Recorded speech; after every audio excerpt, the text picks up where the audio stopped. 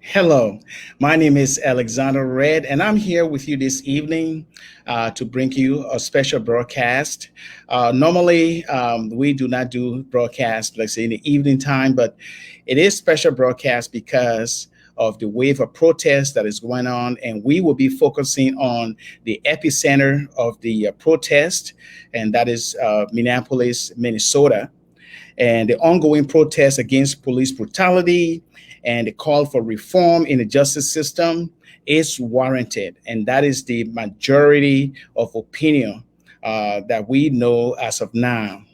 And the communities of color are angry over the systemic racism, and they are expressing so through wave of protests across major cities of the U.S.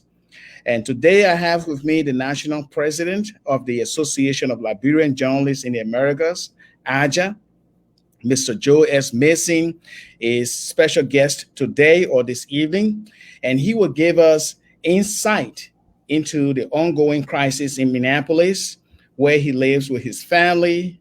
And moreover, as president of ALJA, he released a press statement expressing discontent over the manner and way in which George Floyd died at the hands of a white police officer.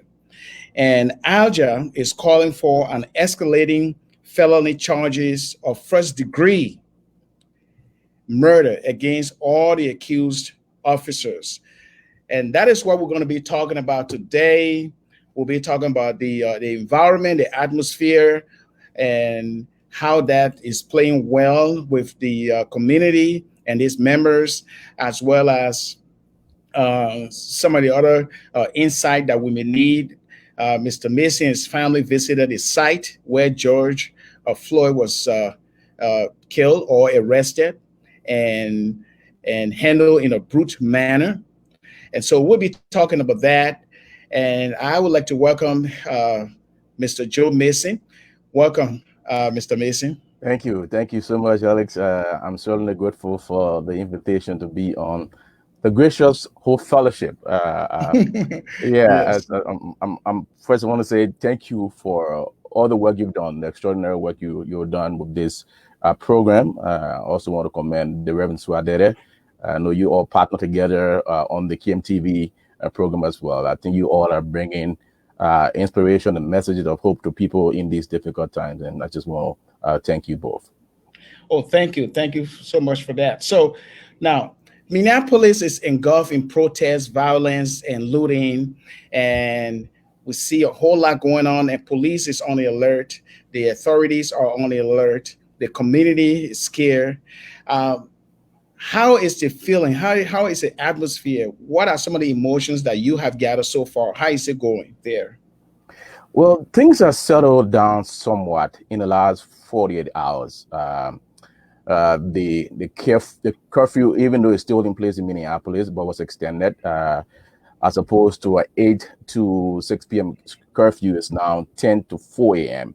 So it Mhm. tells you that things are settling down. There's been no report of fire or no report of the destruction of property as was experienced in the immediate aftermath of Mr. Floyd's death.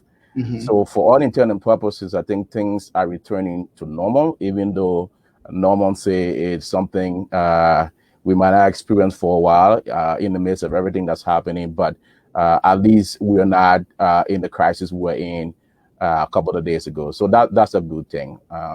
You also asked about the emotions. I think if you are a minority like I am, you cannot but have a range of emotion. It goes from anger that a lot of people have when you see what happened to Mr. Floyd, and then if you live through some of the systemic racism that exists in the country, you cannot but be angry. But I think it's how you channel that anger into constructive engagement to get the change that we all desire. That is the ultimate goal. So it's both a positive and a negative in terms of the destructions we have. Someone said to me, man, you guys live in Minnesota, and every now and then we hear about these incidents in Minnesota. It's a good thing, a bad thing. Hopefully, I live in a state that will be the catalyst for long-term change when it comes to police reform, when it comes to systemic racism, and when it comes to racial equality in this country. Yes, and you're talking about long-term change because that is what many are yearning for, and that is the essence or crux of the entire protest. They want systemic change in the justice system. But from your recollection, have you personally experienced any kind of a racial indifference with the environment? There could be police officer, it could be maybe on an individual level. Have you come across that? Have you experienced that in maybe during your education, during your master's program at the school there? Have you ever experienced that? I don't know if you're a person of color and have lived in this country for as long as I have. I've been here for close to 20 years now. I don't know if you're a person of color and you live in the United States, and especially if you live in a state that is predominantly white, like Minnesota is, and having experienced some form of racism, whether it's subtle racism, whether it's overtly done. But yes, I've had my own experiences as well. And as I said to someone today, um, just watching the video of what happened to Mr. Floyd, I just have this visceral emotion. And imagine, I wasn't born here. Like I come from Africa. I come from Liberia, where I grew up not knowing what racism was all about. Well, I did Yeah. not experience it. I knew about it, did not experience it until I came to the United States. So yes, I've experienced it. My kids have. Family members of mine have. So it's something that we live with every day. And I think as a country, we should begin to see some really radical change. I don't know, and I said to someone today, and honestly, I don't know, Alex, if we will truly experience racial equality in our times. I don't know if we will, but I'm hopeful for our generation coming after us. I'm hopeful for my kids. I'm hopeful for the young people. I think more and more the young people are less likely to see color than other people are.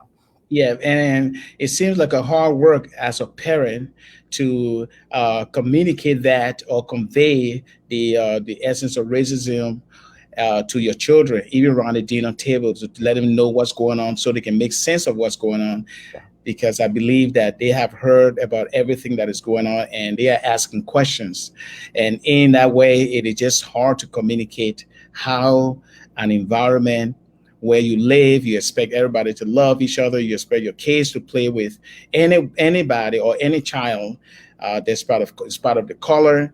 But it is just very hard on parents to kind of explain this whole thing that is unfolding on television live. Yeah, yeah. No, it is. It's tough for the kids because we all tell the kids to aspire for the best. We all tell the kids about the greatness of this country, and the United States, minus what is happening, it's still a great country. Yes. No one take that away from the United States, but when you're raising kids in this environment and you're a person of color, and you need to really be upfront and tell them the hard truth that yes, racism exists, and at some point in your own life, you will experience it, but it should not define you. And we just had a conversation about a week ago, we with the kids, my wife, just talking about what happened and getting their own perspective, getting their own thoughts, and just going to the site where the incident happened itself. It was just a powerful reminder that it doesn't matter who you are, what you've accomplished. Most times in the country, I shouldn't say most times, but sometimes in this country, Hmm. the color of your skin is used to define you, which is unfortunate, which is not something you want to tell your kids, but it's the unfortunate reality that they have to live with. But as much as someone want to define them, I'll tell them, don't let it define you. The color of your skin beautifies you, but it doesn't define you. Well, it defines you in a way because it gives you your background in terms of where you come from and who you are, but you are not any less important because of the color of your skin than someone who shares a different race or has a different skin color. Yeah, and we're all looking forward to racial harmony, which is a very good way to live. And we all can live in a community where we can express our love, especially if you're a Christian or you're a follower of Jesus Christ. You will understand what love is, because God's love is to love Him with all your heart, all your mind, all your soul, and your strength, and to love others. In the Bible, it said, "Love your neighbor as yourself." But then that neighbor could be interpreted as anybody you come across. Once you are in the capacity to help or to reach out, you can reach out and treat them fairly, just how you would like to be treated. Yeah. And I have a lot of, white friends, the state that I live in. I have a lot of white friends that are very great, good people. They understand. What it means to express that love. They understand what it means to be suffering. And I have had some white friends who have come even to my aid, when I was in California.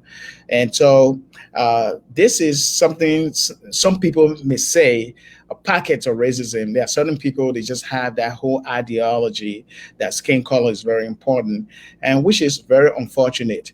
Now, you visited the scene where Floyd was arrested and pinned down to the ground.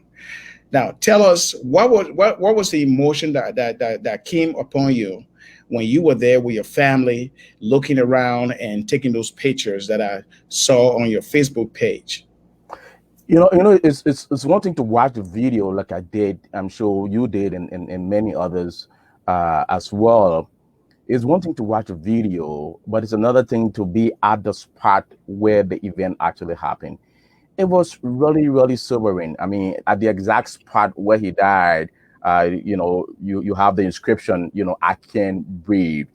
And just, reading that and being at that spot and reflecting on the video itself, was a really sobering moment, just both for me and for my kids and my wife as well, for the entire family. Um, but I juxtapose that against because just few years away from where Floyd died and where the memorial is, just a few years away. I mean, if you feel sober, if you feel disappointed like I did, if you feel some sense of frustration in terms of the way the system treats a minority, just a few years away, I was able to join a circle of protesters of mixed race, people of all backgrounds, of all colors, of all ages, who had a common purpose and who were expressing a common frustration, calling for justice for Floyd, calling for racial equality, calling for harmony among the races. And just listening to those people, and there was one Caucasian who spoke and said, I've lost friends who have said to me, I'm too engaged in this call for racial harmony. I'm too engaged in the Black Lives Matters issue. I've lost a lot of friends because of that, but I'm going to persist because I know what I'm doing is the right thing. So if you listen to people speak in that way, you say to yourself, "Oh, it's not lost." There are people, like you said, who will treat you because they believe you are inferior. They believe the color of the skin define you. Other people will do that, but there are other people, Caucasians, people of different background who believe in humanity, that we're all equal. It doesn't matter where you come from. We are all equal in the sight of God. And you talk about all men being created equal in the sight of God. We are just that. We bleed the same blood. We have the same body parts. The only thing that might distinguish us is maybe our background, our orientation, where we come from, the color of our skin. That differentiates us. But there's in that diversity, that's where we should gather our strength from, as opposed to making it a weakness of ours. So I think it was a sobering and powerful moment to be there. It was a really awesome learning experience for the kids as well. And I'm sad that it happened in my state, but I'm happy that again I was able to be there and see it and live it. Yes, yes, and that is historical too, because those pictures, they will come back someday, years from now. Your kids will be looking at them and say, "Wow, this was a sin." But hopefully by then there will be racial harmony in a community where uh, everybody will come together and have a sense of purpose and destiny, and that'll be a very great thing. And they will have the testimony to tell others that, hey, what happened maybe 25 years ago, 50 years ago, we now look back and now we see where we are. Yeah. And Yeah. for every incident or major incident that occur, there's always that yearning or call for change. Yeah. Do you anticipate any kind of a change within the system based on this wave of protest? Yeah, I mean, in the immediate, I think yes. And I was listening to the governor today, talked about meaningful legislation that can be advanced right now, that can move police reform forward, that can bring changes in the criminal justice system. This is the right movement. And one of the things he said that I like was that, he's not as a what person going to advocate for this change. He want the black community, the minority community, to be able to advocate these changes. And he thinks as a governor, he's going to use the power of his office to be able to advance this legislation forward. And I think given everything that's happening right now, now is the perfect opportunity to be able to advance some of those legislation. Because I think long term, we're still far away from the racial harmony and racial integrity you talked about. As much as I want it to happen now, I think it's still far away. We're so set in our ways. Our biases are so ingrained in us, some of us, to the point where I think it's harder for our generation, which is why when I talk with my kids, I think I see a much brighter future for them in terms of arriving at that racial harmony. Because, many of the kids growing up these days, they see the individual before they see color, Yes. which is the opposite of most of the folks in our generation now, who tend to see color before they see the individual. So I think there's a lot of hope for our children, and in terms of this racial harmony and this equality among the races that we all aspire to. But right now, I think what we need to see is systemic changes in the criminal justice system, systemic changes in the way the police operate and conduct themselves. And I think once we begin to see some of these systemic changes, when people are being held accountable, especially the police officers, I think the law is too generous to them in terms of some of the things they get away with. So hopefully we can begin to see some changes in these laws that will bring about the changes we want to see. Okay, so right now, what is the atmosphere like in the Minneapolis area, Brooklyn Park, Brooklyn Center, and areas where you find heavily populated by African American or blacks? What is the atmosphere? What is the mood right now? Is Um, the protest still going on? Is violence or looting still going on? Or what oh is no, really no, going oh, on? oh no! I think I said earlier that things are calm now relatively. There's hardly any violence in the Minneapolis area, let alone the Brooklyn Park, Brooklyn Center area. There's hardly any violence as opposed to days immediately after the death of Floyd, when I mean, there were violence all over the place. Stores were being broken into, and businesses were being put on fire. Mhm. No, things have calmed down relatively. I think if my memory serves me right, and I hope I'm right on this one, I think the city of Brooklyn Park doesn't have any curfew today. I think they pulled back the curfew. So I think that's a positive sign that things are settling down back to normal. That's good. That's good. Okay. And so let's go into a press release that came from your organization, the Association of Liberian Journalists in the Americas, ALJA. You released a press statement, and the press statement expressed discontent over the manner and way in which Floyd was manhandled or handled, and that led to his eventual death. And in that press release, you laid out the charges that are on the table right now, which is the third degree murder charges. Um, but now you, Aja, you as president, and your signature is on that press release. You are calling for much escalated charges, such as first degree murder of the police officer, not just the officer, but all the other officers involved. What is the premise for charging them first degree murder? All right. First, let me backtrack a little bit, and so, because someone asked me and said, why is I just picking on Floyd's death and the call for justice? If you notice, most of our stands have been about issues evolving in our country, Liberia. I said to them, ALJA sits at the intersection. When I say ALJA, I mean our members. We sit at the intersection of two countries. Virtually all of our members, and I stand corrected, were born in Liberia. So we have a vested interest in what happens in Liberia. We got, families there, businesses there, a lot of interest in Liberia. But many of our members, all of us now reside in the United States. Some of our members are United States citizens. So we own homes here. I'm raising my children here. So we have a vested interest in what happens in the United States as well. And also, I don't think anyone can be neutral, or anyone should be neutral when it comes to racism. There should be no neutrality. You either for or you against. I don't think there's a middle ground when it comes to racism. So I felt it was incumbent upon us. I felt we had a moral obligation as an organization to speak out about what happened. In terms of the charge itself, a point of correction, we called for the elevation of the charge against Derek Chauvin, but we also asked for the arrest and for charges to be placed on the other 3 officers who were also involved in the incident. I'm happy to report that we were one of those many voices that was raised in terms of asking for the charges to be elevated. Now, I'm happy that today the Attorney General, who has taken over the case in Minnesota, announced the elevation of the charge against Mr. Chauvin, not to first-degree murder as we had asked, but second-degree nonetheless. And I think there's a huge difference between second-degree and third-degree murder. So we want to applaud and also the other 3 officers were today also charged with aiding and abetting in the death of Mr. Floyd. So I think that's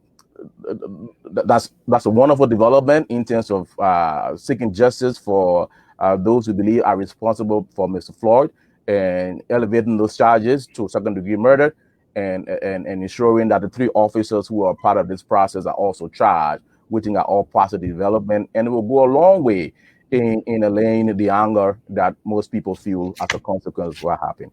Okay, and so in that press release, you said the reason why you called for first-degree murder charges is, one, you said the act was intentional, cruel, and uncivilized, and it was done in public view. It was premeditated, and that, of course, leads to mistrust of the police entity.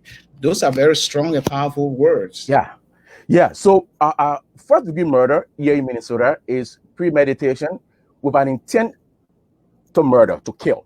All right? So premeditation is a factor with an intent to kill. Second-degree murder is an intent to kill without premeditation. Okay?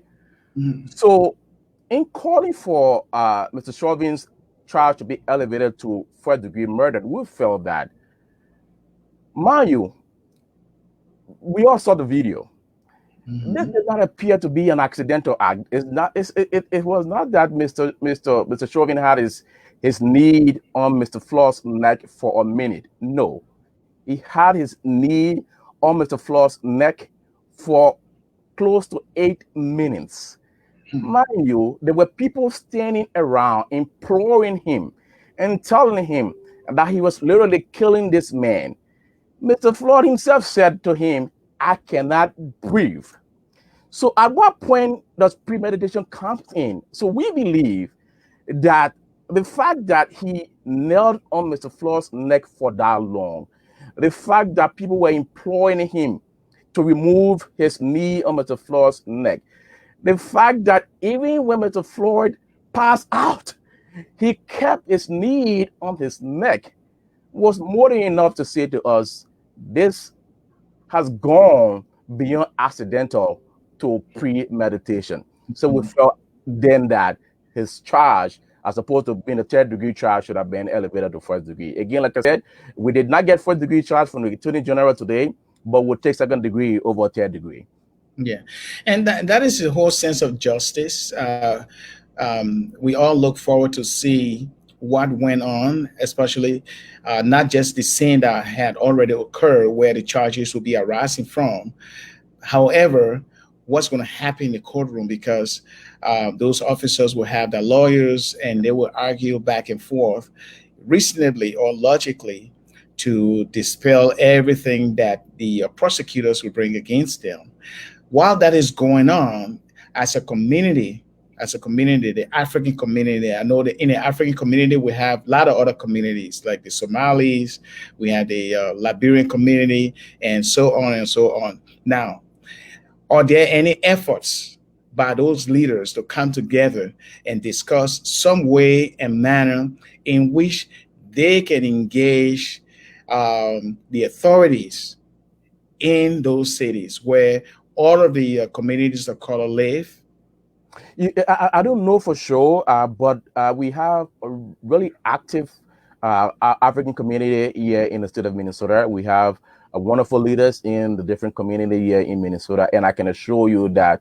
And I don't know specifically what they're planning on doing, but I know at some point they will engage the community, and hopefully the community can engage the authorities here so that our voices can be heard as well. Because when I sat at the scene on Monday when we visited, it occurred to me, Alex, that it was Mr. Floyd, but it could very well have been me. Yes. Because you see, even though we are immigrants, but when the police officer sees you, he sees black before he sees whether you're an immigrant or you were born here in the United States. He sees your color first. I'm specifically referring to cops who have racial bias. All right. So I think it's important for all of us, whether you're an immigrant, whether you were born here, it's important for all of us to join this fight collectively, so that when we do win, all of us benefit. When there's racial equality, we all benefit. When there's systematic changes in how police conduct themselves, we all benefit. When there's justice for Floyd, there will be justice for all of us as well. So I think it's a fight that we all will be engaging. And there was a march, I think yesterday, that I noticed fit leaders here in the immigrant community, especially the Liberian community, was involved in. I think there was another march downtown that was a solidarity march for African immigrants to identify with the minority community here. So I think the leaders here will continue to do that, and I can assure you we have very robust leadership here, and I know they're on top of things, and they will get the community engaged in terms of what we need to do. Yeah, and that is very important because this is a chasm between the police department and the community as a whole, Yeah. and that mistrust to that mistrust that has been created, and to have that reconciliation, it's going to be a very, very difficult thing or challenging thing to do. It will be, but I think it's not impossible. There has to be a willingness on both sides to be able to come together. Right now, I think there's such a divide. There's so much mistrust. There's a lot of hurt now in the African community here, the African American community. But I think we for us to make progress, we have to come together. We have to work together.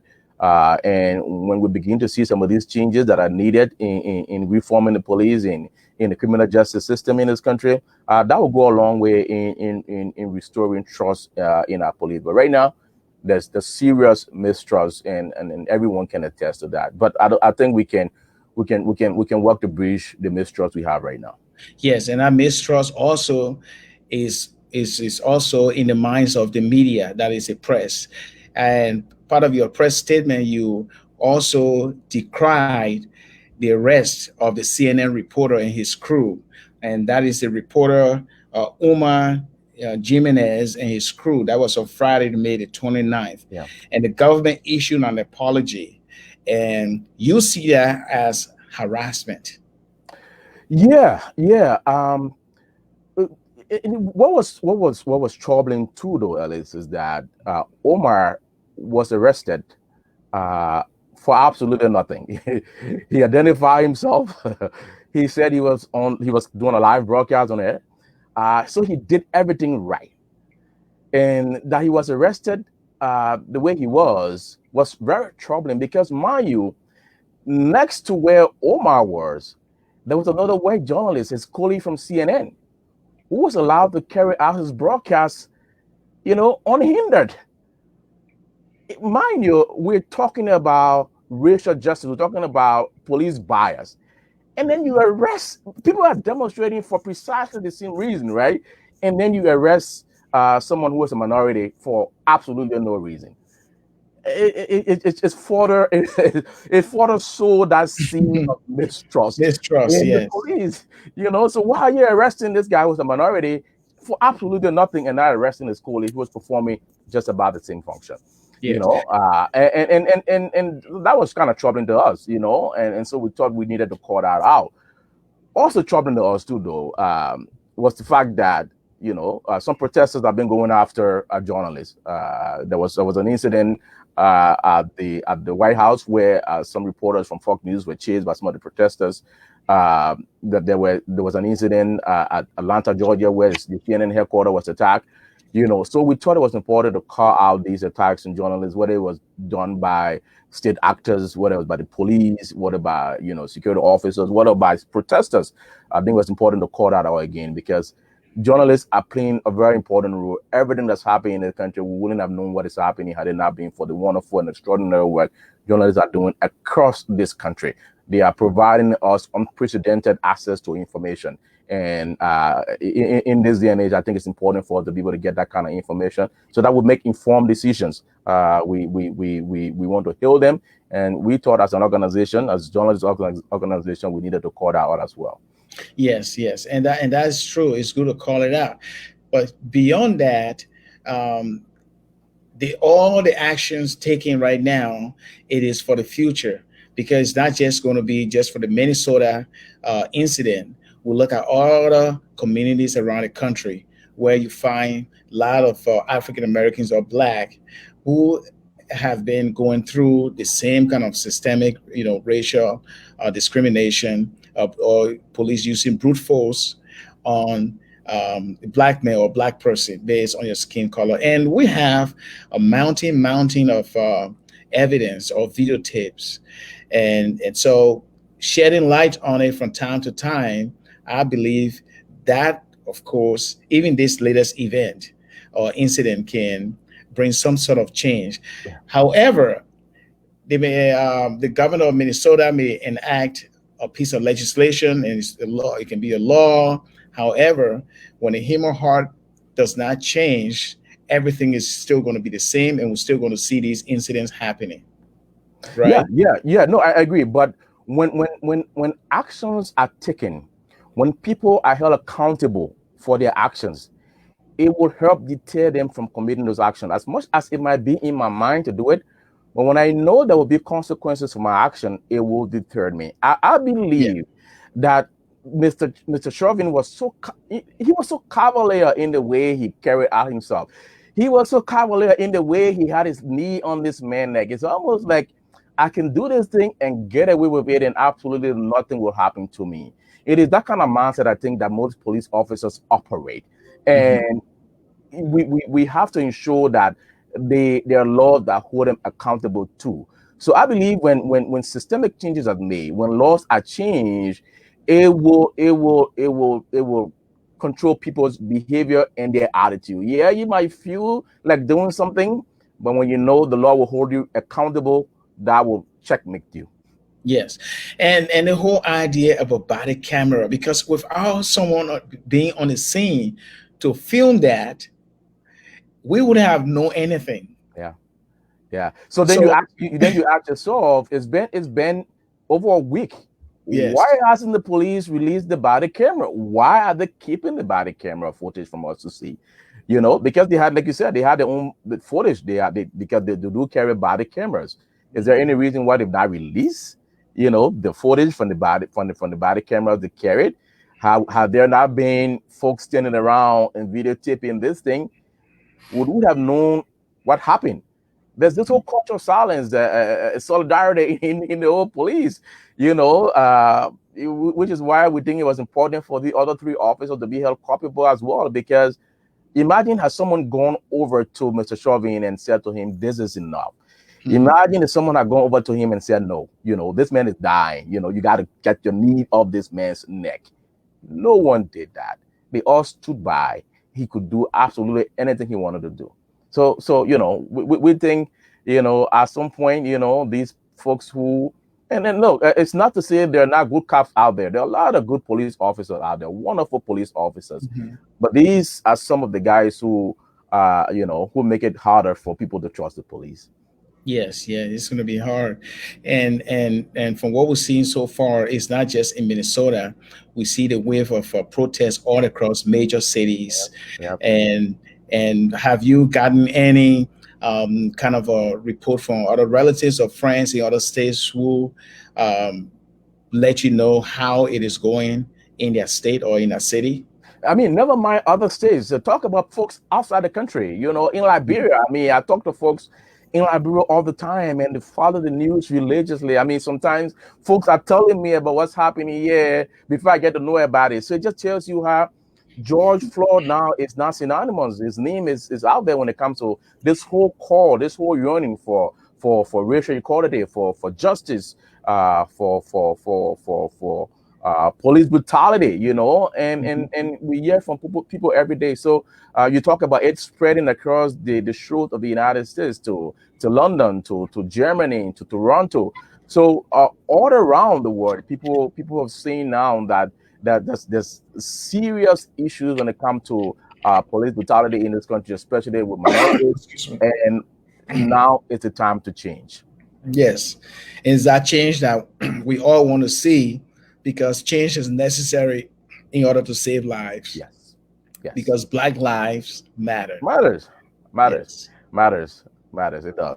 It does. And just on a quick note here, if you're just joining us, this is the Gracious Hope Bible Fellowship. My name is Alexander Red, and I have my special guest, the Association of Liberian Journalists in the Americas, ALJA for short, and he's the president, Mr. Joe S. Mason. He lives in Minnesota, Minneapolis area, where the incident of George Floyd took place, and he has been on the ground where the incident occurred, and he is pretty much giving us an insight of everything that is going on in the area. And it's necessary that we discuss this issue because it is a national concern for everyone. It goes across skin color, and it has to do with racial justice and equality and systemic change. We all believe in justice because we have a sense of justice. We want to know the truth. We want to be treated with respect and dignity. And we want for our children and our children's children to live in an environment that is enabling for them to function freely and express themselves in every way without fear of who they are as Black or their ethnicity or where they come from or their root.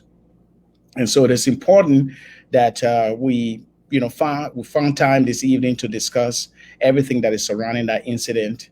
And a lot of people are hurting right now, and that's why you see the wave of protests across the country in major cities, including the city of Philadelphia, where the mayor there today uh, proclaimed that it was the right thing that protesters did by tearing down or breaking down the statue of a former mayor who, according to him, was symbolic. That is, his statue was symbolic of racism and Mm, police brutality. mm.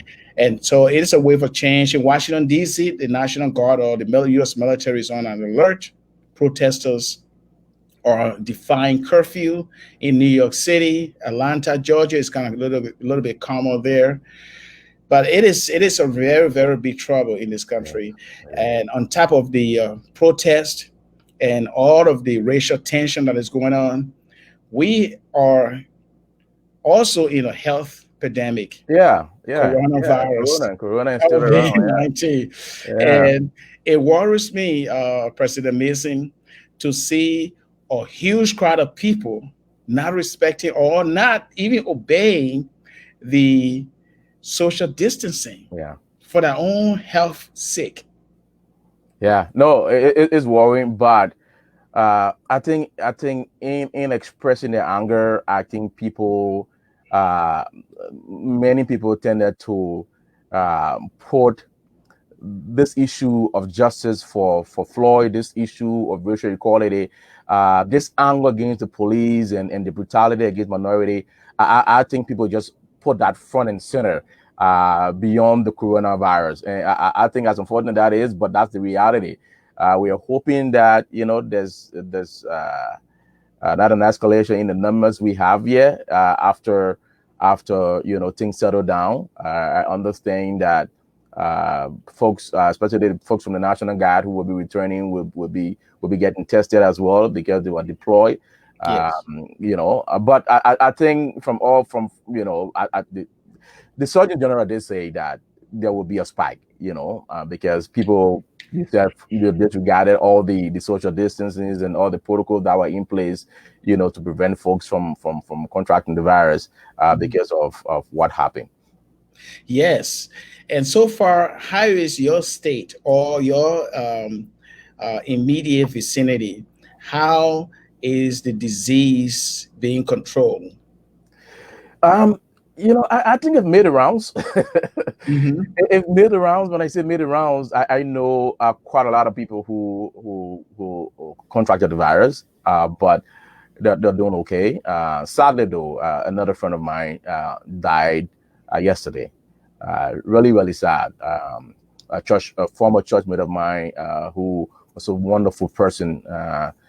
Got sick and suddenly died. And I think we heard that it was because of COVID-19.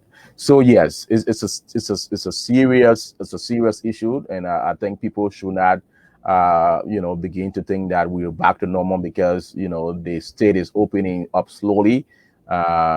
Restaurants are operating again, and other places have been reopened, but that is in no way to suggest that the coronavirus behind us. I think it's something we need to deal with. We need to begin to take all precaution. I think churches are resuming this weekend, this Sunday at 25% capacity.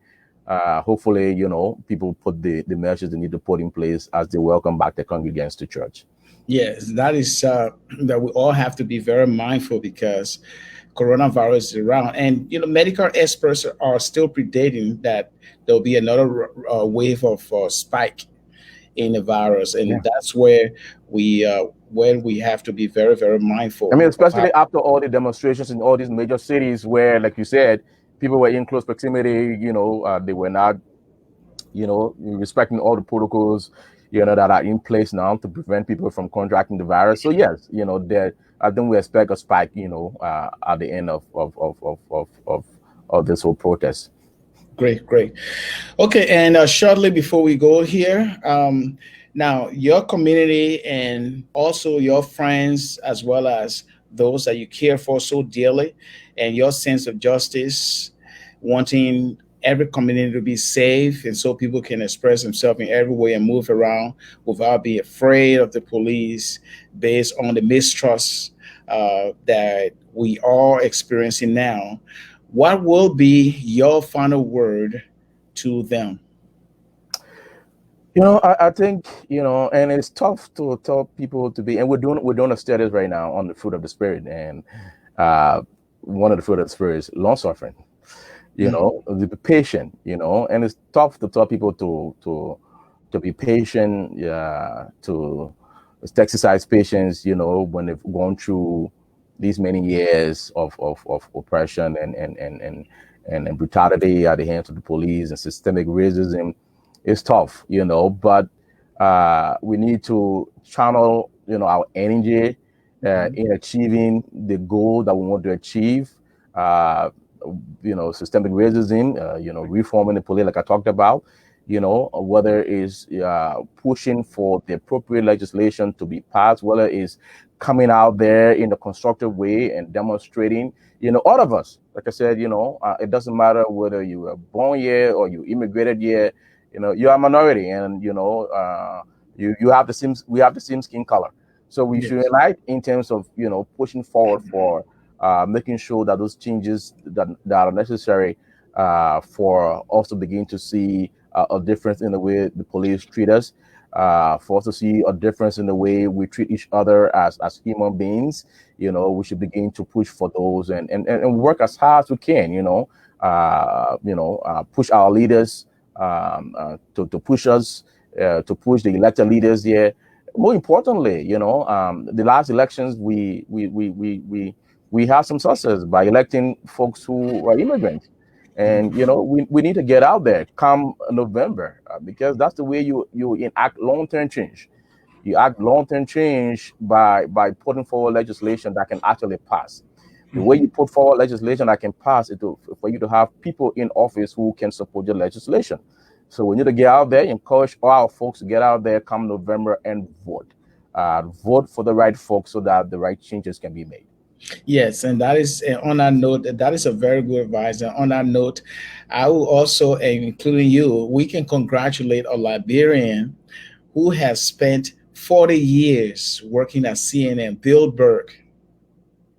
Indeed. He, yes, you heard about that, right? It's Yes, a yes. I mean, regular he's not one of those you see on camera, but Bill in the production. yeah, he's in production and has been there for a long time. Yes, Man, yes, 40 years, that's a lot of yeah, time. yeah, He must yeah. have give everything. And he's a Liberian that we all can be proud of. And if Bill, if you're listening, congratulations for that anniversary of 40 years. I'm not sure when you're going to be retiring, but but you Yeah, still Bill, look from young. us here at ALJA, we want to congratulate you. 40 years is a milestone, a Yes, it historic is. milestone. We want to congratulate you and wish you all the best, all the best. And there are a lot of other colleagues of ours who are doing awesome. Whether you in the media or you're in other professions, Liberians are really doing a lot in this country, and we want to continue to commend them.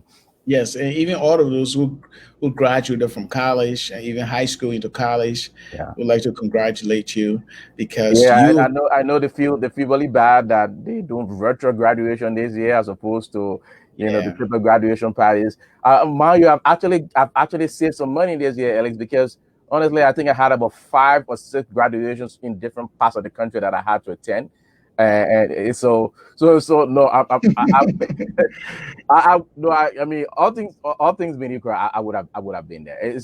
I'm sad that I'm not able to yeah. the kids are not able to graduate the way they typically would have graduated, but again, it doesn't take away from their achievement. We want to congratulate them and just wish them all the best in their educational sojourn. Great. Well, Mr. President, I would like to thank you so much for responding to a short notice invitation on this program. Thank you so much for giving us an insight about the happenings in your community, that is Minneapolis area of Minnesota, where George Floyd was manhandled by the police that led to his eventual death. And protests, violence, and looting, and some other things have taken place, not just in Minneapolis area, but other major cities. And everyone is now grappling with the whole problem of racial discrimination, calling for systemic change in the justice system and reform. And we are seeing some changes coming through legislation, which is a good sign. And ALJA calling for a first degree murder of the officer involved, even though the Attorney General has charged the officer with second degree murder. And there's a court case that is pending, and we will look ahead to see how everything plays out. But we would like to thank you, Mr. Mason or President Mason, for coming on the show and discussing everything that our watching audience or viewing audience need to know. So thank Thank you you, so thank you, much. thank you so much, Alex, for the invitation. When Dr. Alexander Rare calls you, you drop everything and come on the show. So that what happened today. So I appreciate you having me on your show. Hopefully, it was a wonderful conversation, and I look forward to coming back at some time in the future. Thank you so much. Thank you, and may you have a great day. You too. You as well. Bye. Bye. And that is President Joe Mason, the president of the Liberian Journalist Association in the Americas, ALJA. This is the end of our broadcast for today, and we'll be back here on Friday at 9 o'clock.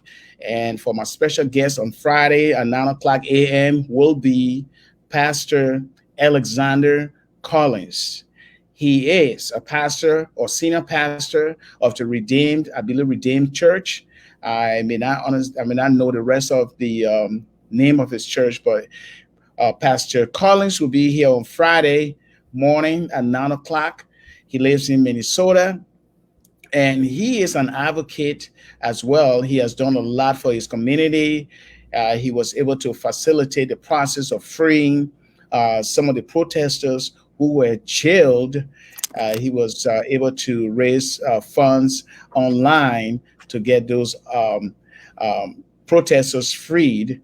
And we will be discussing a whole lot about all the happenings in Minneapolis, his advocacy, as well as racial harmony, and the systemic change that the community is calling for. So please join us this Friday at 9 o'clock in the morning. And on behalf of Gracious Hope Bible Fellowship, my name is Alexander, and thank you for joining us.